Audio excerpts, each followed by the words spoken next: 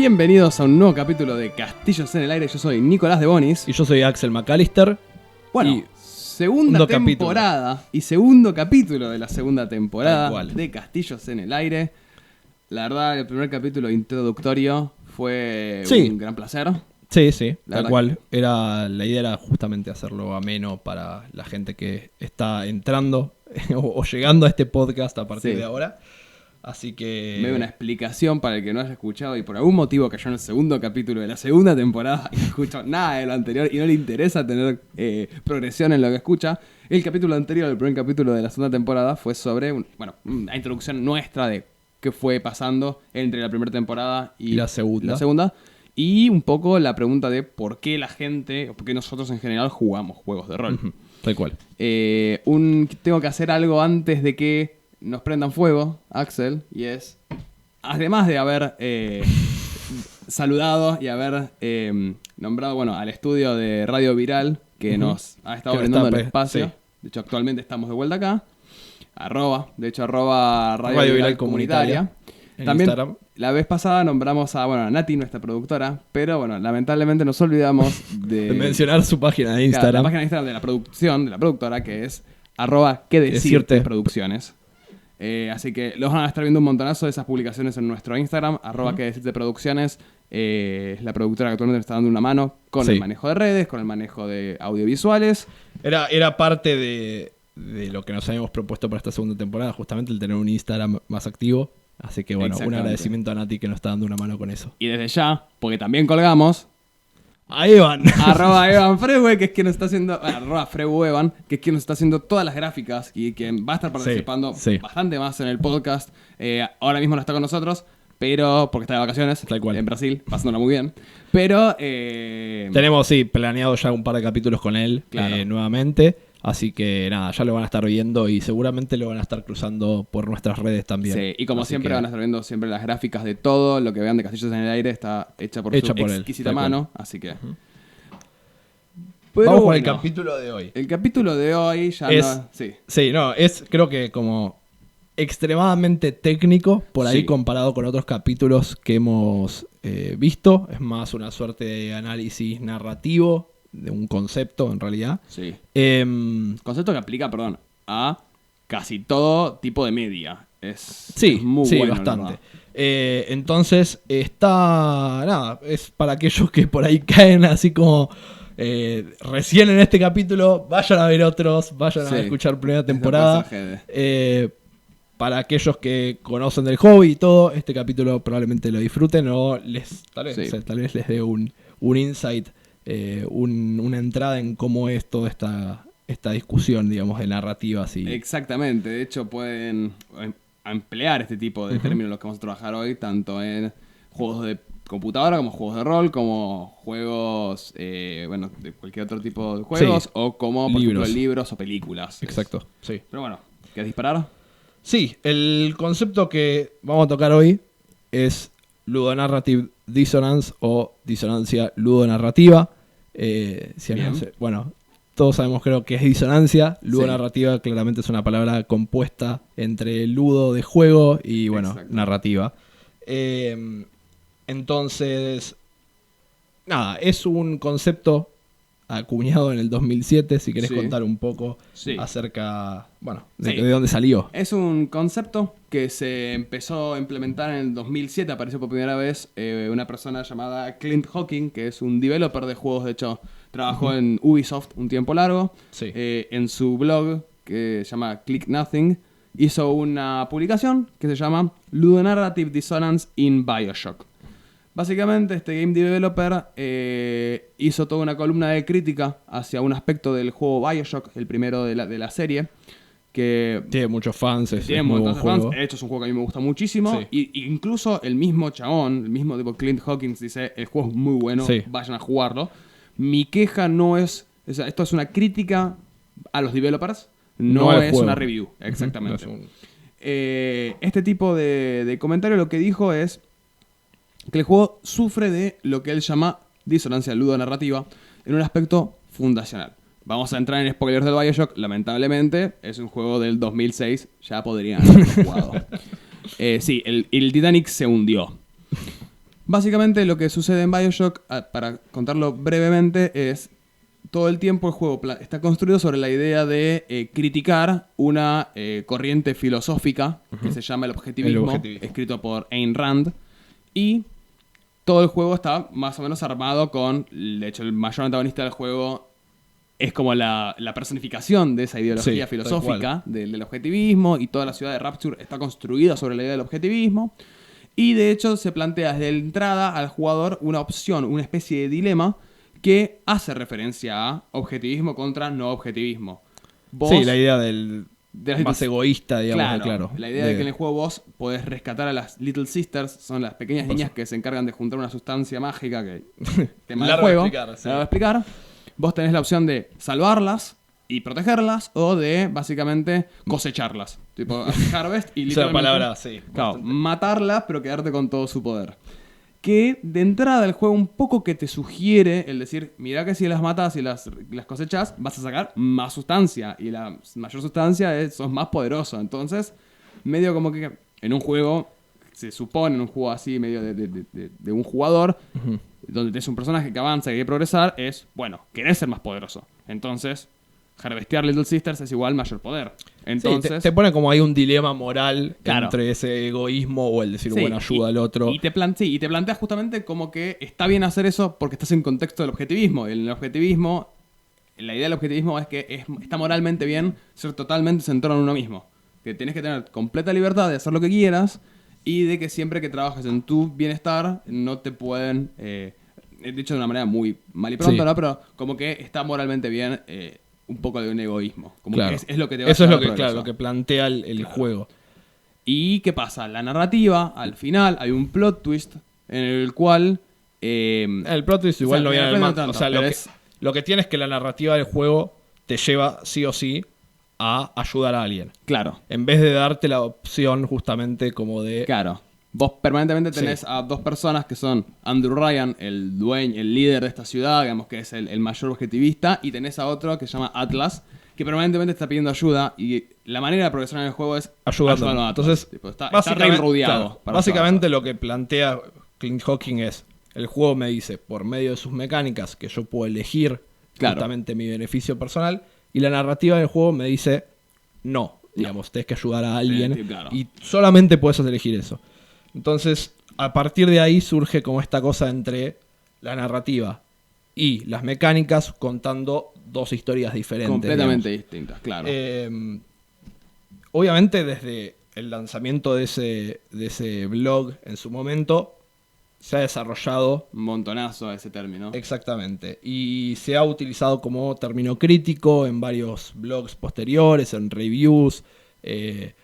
a veces mal usado porque se usaba para por ahí decir como, bueno, si las mecánicas son buenas y el juego es malo en narrativa, entonces tiene disonancia narrativa, cuando no es el caso. El caso es, cuentan dos historias diferentes por medio de su interacción con el usuario y por medio de la historia en sí. Claro, que esto es lo que pasa con BioShock, porque BioShock, a mi opinión, y bastante de la crítica, tiene una buena mecánica y tiene una buena historia. Simplemente que son diametralmente opuestas de alguna manera, o son, en realidad, cuentan dos cosas diferentes. Dos cosas distintas que no son compatibles realmente. Esto, digamos, bueno, lo veníamos charlando justamente porque el pensamiento fue, ok, ¿cómo aplica esto? Digamos, a otros medios? Exacto. Vos habías mencionado, creo, un par de casos de libros en los que se siente así, o sea... Claro. O donde en realidad se logra justamente que no haya una incidencia narrativa, sino va a interpretar la escritura, digamos, en novelas, como justamente vos tenés la historia que se busca contar y cómo se escribe, cómo se cuenta, que podemos asociarlo a la mecánica del juego. Tenemos, por ejemplo, dos casos que me parece que lo logran bien. Sí, es justamente como el medio de interacción con el lector. Exactamente, o sea, con el usuario. Vos tenés La Naranja Mecánica, de Anthony Burgess, donde, es un clásico, seguramente lo conozcan, donde básicamente lo que busca la historia contar es el trayecto de jóvenes en los 60, digamos, en una época medio rara, medio anacrónica de Inglaterra, y cómo hacen de su uso de drogas y el uso de violencia, y cómo la violencia como un método de expresión de esos adolescentes. que el método mecánico de introducir al lector a este tipo de libros es teniendo permanentemente un lenguaje propio, un slang, ¿no? Digamos, como nosotros hablamos con nuestros propios términos. Sí. Básicamente son como en un fardo único de este libro, donde, de hecho, atrás de todas las ediciones suele haber un glosario, porque si no es casi inentendible, pero que igual, de todas maneras, una vez que te vas acostumbrando, vas entendiendo cómo va avanzando la historia, ¿no? Como, por ejemplo, el protagonista le dice drugos a sus amigos. No dice tipo mis guachos, no dice mis compas, mis panas, dice mis drugos. O dice platzis o brota, en vez de decir boca o pantalones. Bien. Entonces, sí, que es o sea, justamente eso es un caso en el cual no está esa disonancia. Digamos. Claro, justamente, tipo, que busca establecer una clara coherencia entre la mecánica y la lectura, que no siempre sucede. Perdón, entre la lectura y la historia, porque dijiste...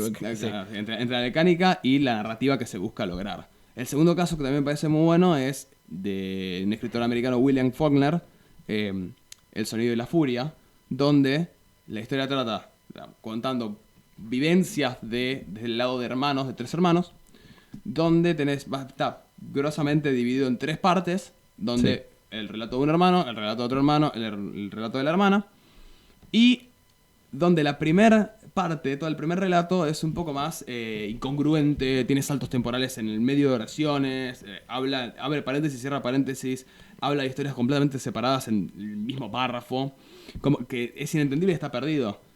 Pero justamente todo esto se cierra y desarma esa disonancia, digamos, de lectura medio rara, en el momento en el cual, en el segundo, con el relato del segundo hermano, te cuenta que su hermano tiene un tipo de discapacidad, de dificultad mental. Entonces, no tiene la capacidad de llevar una narrativa de manera, como digamos, más clara. Sí, trata de ponerte en la piel del personaje haciendo uso de esa suerte, de esa forma de escritura, digamos. Exactamente. Entonces, de repente, estos elementos, tanto el método de escritura como la historia que se busca narrar, son exactamente, digamos, complementarios. Y forman una experiencia macro. Están en consonancia, no en disonancia. Están en consonancia, no en disonancia. Gracias, Axel. Bien. Exactamente. Bien, entonces, con todo esto, nos planteamos cómo en los juegos de rol puede o no pasar esta situación de disonancia ludonarrativa. Digamos, normalmente los juegos de los que hablamos, en los que sucede los videojuegos, es juegos AAA, de estudios muy grandes, hay equipos diferentes, o sea, ellos tienen por ahí equipos de trabajo, uno hace la parte de programación, de mecánicas, otro por ahí hace la historia, y a veces por ahí es fácil, creo yo, o es más común que les pueda pasar esto, digamos, porque seguramente la forma de trabajo que tienen, digamos, con tanta gente, se te puede deslizar que las mecánicas sean diferentes y la narrativa. Normalmente los juegos de rol no estamos tan acostumbrados a tener esto porque es equipos más chicos, más en conjunto, digamos. No nos olvidemos, o sea, que hay juegos de rol que, por ahí no D&D, pero o sea, de Genesis nuestro juego favorito está hecho por 4 personas. Claro. Y escribe uno solo. Claro. Pero tenés creadores que también piensan un montón de cosas. Sí, pero tenés un montón que son creados también por, no sé, calculo que equipos de no más de 20 personas. Sí. Entonces es como... Es más difícil que pase. Se labura con más cohesión por ahí. Pero igualmente tenemos, creo que, casos, en los que podemos ver esto. Más que nada, normalmente cuando el máster elige la idea de correr una aventura, y lo hemos tratado en otros capítulos también, acerca de cómo tener a veces mecánicas que acompañen la historia que queremos narrar. Sí. Creo que en esto entra, digamos, justamente es una extensión de eso. Claro.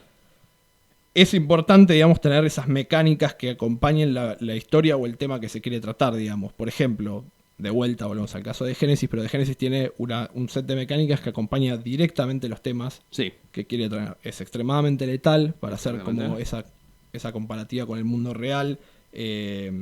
Digamos, entonces te pone ya en la situación de, no sé, si tenés un combate y tu personaje puede, o una situación peligrosa, tu personaje puede morir, realmente te pones como, te sentís así. Claro. Porque lo estás viendo ahí, digamos. O sea, esas mecánicas acompañan la situación de la historia de, ok, puedo morir. De hecho, pero también justamente busca reflejar, por ejemplo, la presión mental con el ego. Una decisión que a mí me gusta mucho de cómo funcionan las mecánicas en cuestión de la narrativa de Génesis es cómo se definen los traumas, que no es pura fuerza, sino que es puede body ser mental psique, también, claro, tal cual. Puede ser como tu fortaleza mental también lo que...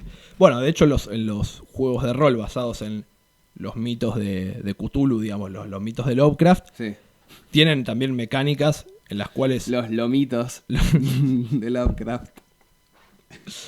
Perdón. Tienen mecánicas que justamente acompañan esa sensación de horror cósmico, en el sentido que vos como personaje no tenés nada, digamos, que hacer contra esas cosas. Es un dios antiguo, ¿no? Es un spawn de un dios antiguo, no tenés chance. Claro, o sea, y vos sos un ser humano normal y la idea es que la imposibilidad, la inacción, digamos, de poder hacer algo contra eso hace que te pongas en esa situación de horror por ahí, o te puedas meter en personajes fácilmente.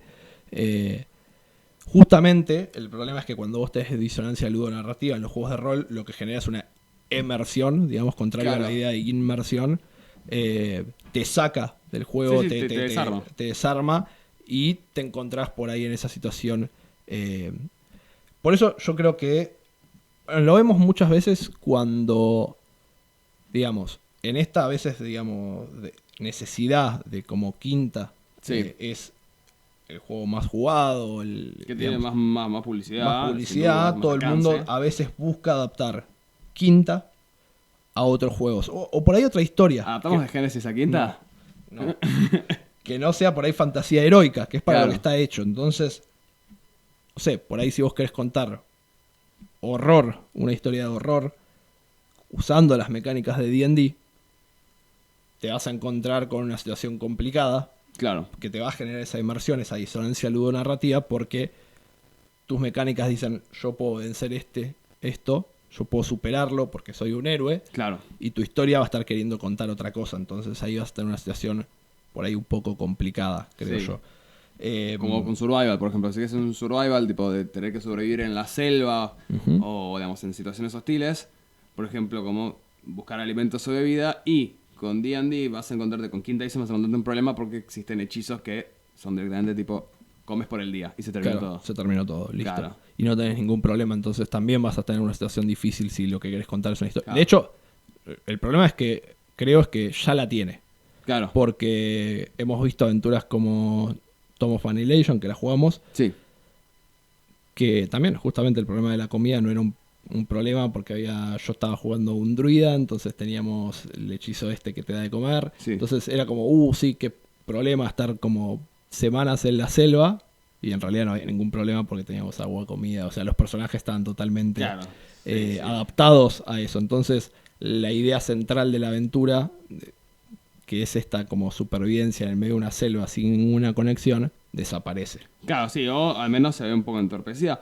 Y que uno diría, bueno, cambia un par de reglas, cambia esto, prohibí un hechizo, pero siempre a todo este tipo de respuestas que son, digamos, válidas, siempre vamos a lo mismo, que es existiendo distintos sistemas, existiendo distintas mecánicas, no necesariamente tenemos que adaptar todo a algo.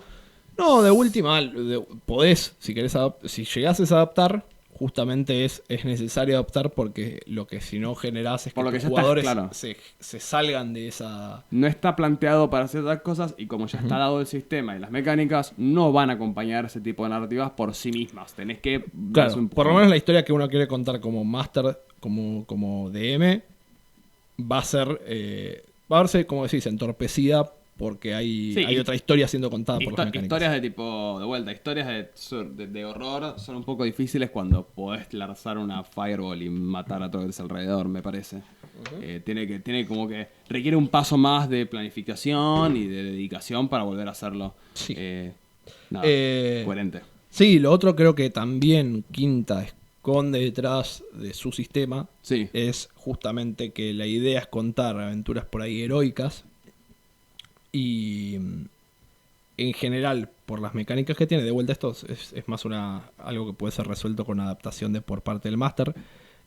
Quinta suele tener un problema que es casi todos los conflictos terminan llevando o predomina que se resuelvan de forma combativa, digamos. Claro.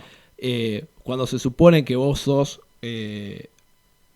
un héroe, digamos, entonces la idea es que, no sé, un héroe no iría por ahí matando, no claro, sé. Un héroe, de hecho se plantea o por lo menos dentro de esas narrativas, no. Claro, un héroe tipo más pulcro, más que puede variar claramente, puede haber antihéroes, claramente, justamente las historias van variando. Pero dentro de la idea que plantea podés ser, por ejemplo, personajes que no necesariamente recurran a que no recurran a la violencia necesariamente. Sí. Pero como es un juego que tiene muchas mecánicas centradas al combate y termina siendo todo de medio confrontativo, hay una tendencia a resolver casi todo de esa forma. Claro, y eso te lleva al término más agraciado de todos, que es el murder hobbyismo, básicamente. No, y que de vuelta, cuando haces el paralelismo a los videojuegos, también de esa situación en la cual tenés como héroes en juegos de guerra, que todo el juego te la pasás matando a todo el mundo sin preguntar, es como... Bueno, en los MMORPGs, estás jugando World of Warcraft, Final Fantasy XIV, sos un wizard level 80 y una boluda, un chabón, tipo un salame, te pide en el pueblo, anda a traerme 3 baldes de agua. Acabo de pelear contra Bahamut, el espectro de los dragones, acabo de destruir acabo de destruir a Shiva, el idolón de hielo, y vos me estás pidiendo que te vaya a buscar un vaso de Sprite. ¿Qué te pasa? No, es como que realmente te saca la inmersión. Que es el ejemplo del Tomb Raider, que es uno de los artículos que leímos, que es Lara Croft agarra, se mete en un pueblo, mata a todos los mercenarios malos, salva a gente del pueblo, literalmente limpia la parte del pueblo de mercenarios, va con el líder del pueblo y dice, voy a rescatar a este chabón que te secuestraron. Y el líder del pueblo dice, no sé si vas a poder, no sé si estás capacitada, fíjate qué onda. Dale amigo, acabo de, soy Comando Prime, mate a todo el mundo. Claramente puedo. Sí. Entonces creo que nada, es algo que... se plantea, creo que también en los juegos de rol. De hecho, el otro caso que vimos es dentro del término sandbox. Digamos, el término sandbox se refiere a cuando esté un mundo libre de ser explorado. Y hay un ejemplo, digamos, que teníamos que es con GTA justamente. Sí, GTA 4, de hecho. Que al menos se vio mucho online. Era básicamente con el GTA 4, que sos Nico Bellic, sos un... No me acuerdo bien de dónde, sos de Europa del Este. Sí, la idea es que el personaje es como de algún lugar de Ucrania. Sí, sos un ex milico de Europa del Este, que estuviste en crimen organizado, estuviste en la guerra y alguien te traicionó, y vos te vas a Liberty City para... escapar de todo eso. Escapar de todo eso, expiarte un poco de tus pecados. Y...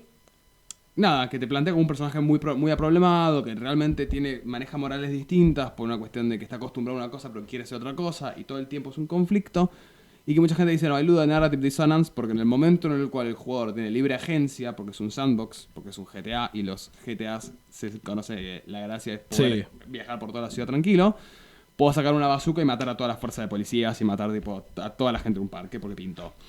Y...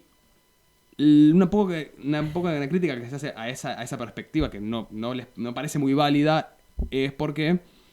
si vos siguieras todo si vos seguís el arco narrativo planteado, si vos seguís las misiones y ves las cutscenes y todo ese tipo al pie de la letra sin ser un enfermo, realmente se plantea a Nico Bellic como un personaje problemado, con una moral compleja, con un montonazo de conflictos. Sí, desarrollás la historia como tal, digamos. Exacto. Que es... Digamos, y llevándolo a los juegos de rol, la situación sería si vos planteás lo mismo, un sandbox para tus jugadores, sin ninguna narrativa, digamos, a la que seguir. Es lo que hablamos siempre. Uno puede darles cierta rienda, digamos, o la idea es que haya como decisión por parte de los jugadores, pero cuando se lleva a querer contar una historia, uno tiene que más o menos encauzarlos hacia algún lado. O hacia el mismo lado. Sería. Entonces, cuando vos tenés esa situación y tenés un sandbox, tenés que en algún punto cortar justamente o al menos tratar de enfocar que todo lo que puedan hacer dentro de esos sandbox esté de alguna forma relacionado a la historia que querés contar. Exactamente. Porque si no se vas a tener el mismo problema. O sea, tus jugadores pueden ser lo más buenos que hay, pero si de repente tenés una historia o una aventura en la cual totalmente paralela, en la cual tienen que, lo que decís, matar, es como... Creo que está bueno que que tratemos, que cuando uno hace un sandbox dentro de un juego de rol, mantener la temática a veces como centrada, ¿no? Claro. De esa forma no te vas de tema, por lo general, con las narrativas que contás. Sí, entonces, o incluso cuando te planteas unas narrativas puedes tener unas perspectivas a la hora de construirlo, como por ejemplo hacerlo un poco más vago, ¿no? Digamos, también, justo el caso de, por ejemplo, o se decía de Fallout 4, que tipo agarrás y salís con toda la urgencia de tener que ir a buscar a tu pibe y decís, che, estaría re bueno armarme una granjita, y te tipo 4 horas, 5 días sin game armando una granjita. O el desapareció, claro, o el Oblivion, que tipo, che, hay literales puertas del infierno que están trayendo demonios al mundo. Yo me voy a ver cómo robar casas, tipo, cuando realmente un sentido de urgencia que se pierde. No, por eso creo que en el caso de los sandbox es difícil aplicar el término. Es difícil, pero por ejemplo, me parece que hay un caso donde lo hace bien, Legend of Zelda, Breath of the Wild, donde como mecánicamente, digamos, o como con el flujo narrativo, cómo combina eso, es el protagonista empieza después de haber estado dormido, muerto de hecho 100 años, y, digamos, y resucitado, por el Link, tipo, está como en un pod de curación durante 100 años, y cuando cae en la tierra, que ya está todo destruido, la gente no lo reconoce como Link. Pues sos un héroe.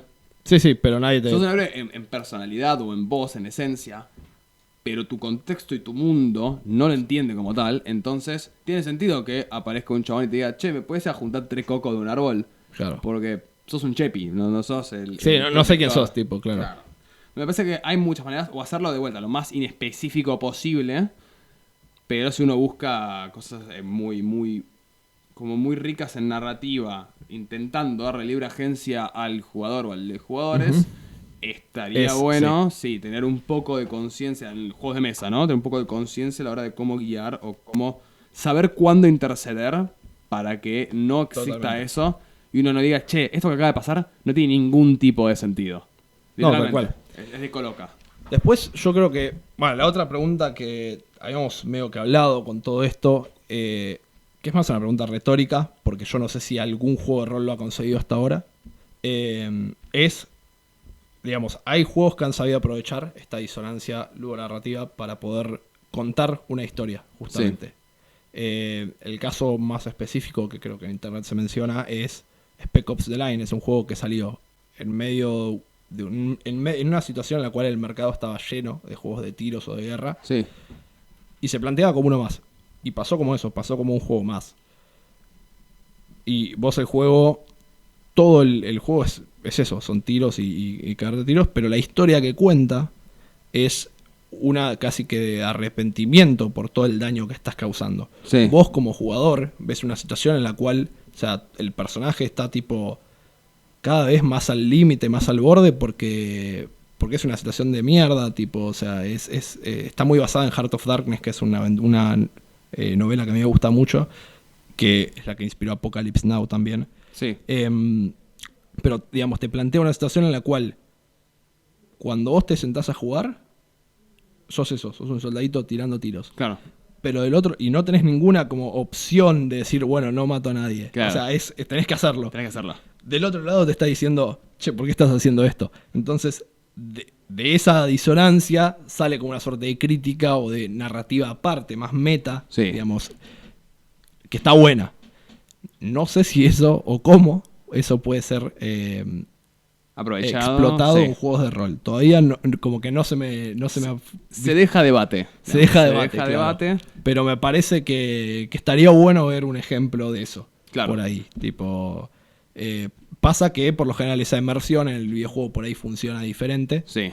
En los juegos de rol, por lo general, la inmersión es lo que más querés evitar.